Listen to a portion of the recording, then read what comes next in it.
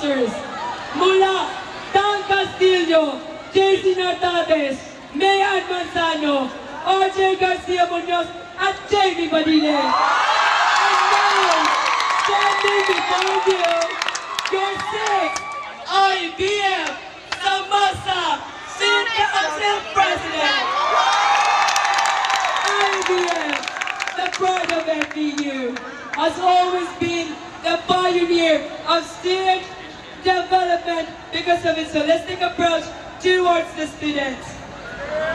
Hindi ito playground para maglaro at gumawa ng kung ano-ano.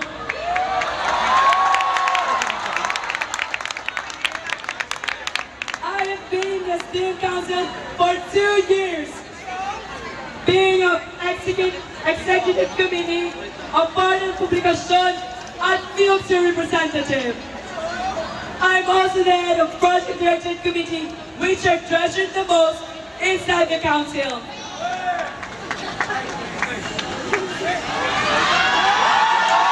My job was almost the same thing as the president's. I had to make decisions. I had to lead. We had to accomplish projects. At dalawa lang ang pagkakaiba nila. Una, mas mataas ang ranggo ng presidente. Pangalawa, ang baybay nito. Sino ngayon ang mediocre at passive sa atin?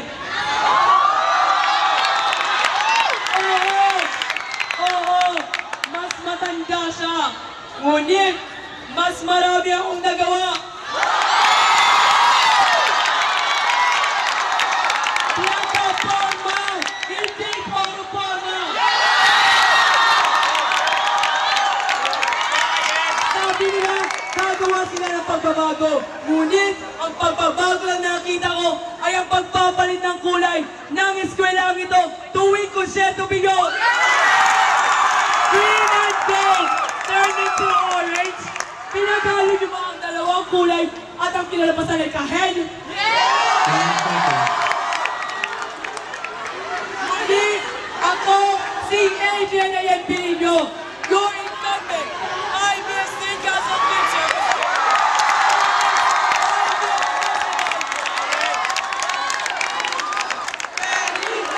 Thank you very much.